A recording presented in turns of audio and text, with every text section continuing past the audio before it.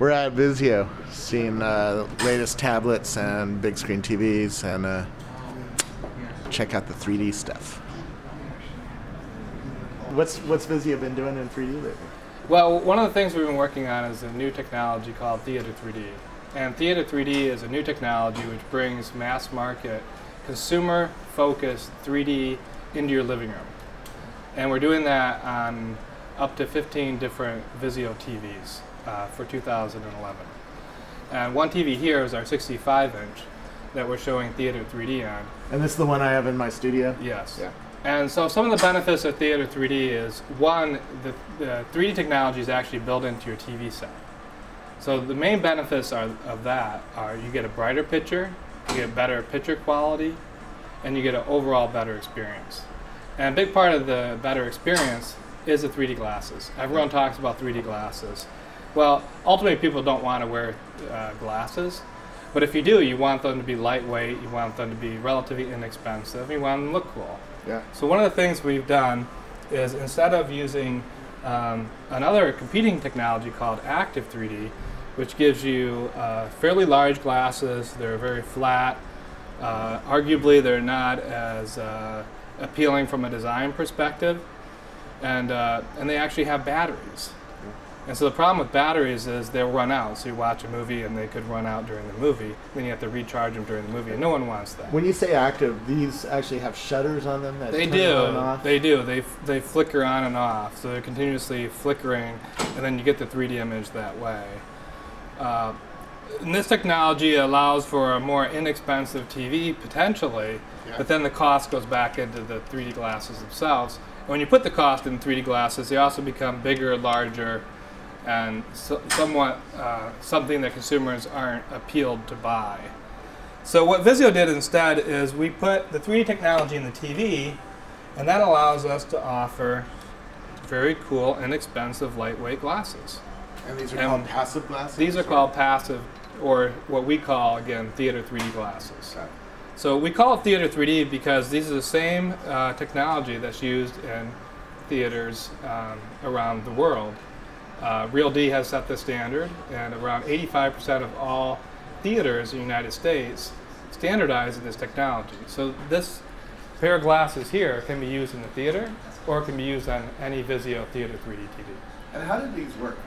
How is the light actually going through the lenses to pull back out the 3D image? So this is a polarized lens. It's called circular polarization.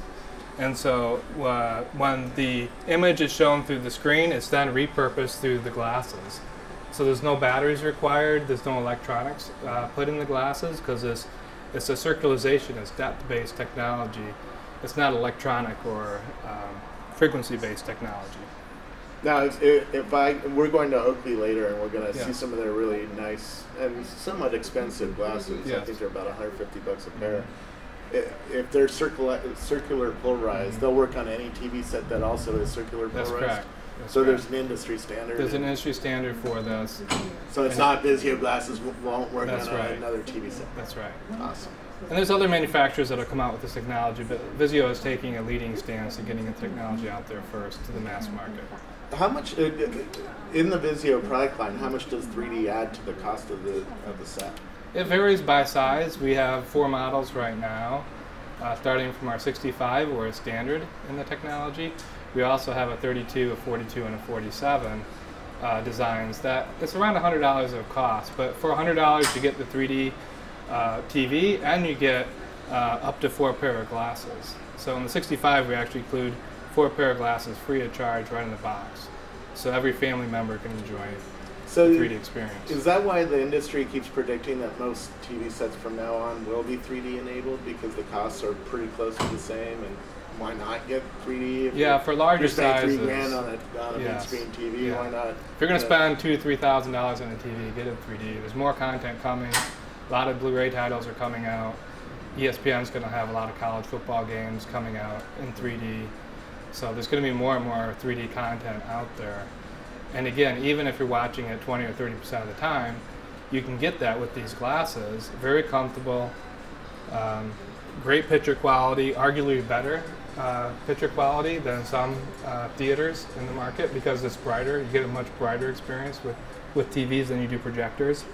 So the experience is quite impressive. So we think when consumers get to see and feel 3D in the living room, they really appreciate it. If you read some of the reviews on Vizio TVs, they're very promising. Most of them are 5 out of 5 stars already from consumers. So the consumers that have purchased it are very happy with the technology. How are you guys finding 3D sales? Are you finding people are happy with 3D, or? They're very happy with it. I think the word still hasn't gotten out there in terms of how much content's out there, and then what are the different benefits. There's a lot of movies, but not a lot of other things yet. That's right. I just got the Comcast. I got Comcast's newest stuff, and it's still not very much 3D. So, hopefully there'll be more sporting events coming out this fall that are promising. And then, again, if you go to the theater, almost 50% of what you can see in the theater now has 3D options, at least, to view that movie. So, there's going to be a lot of movies coming out with 3D.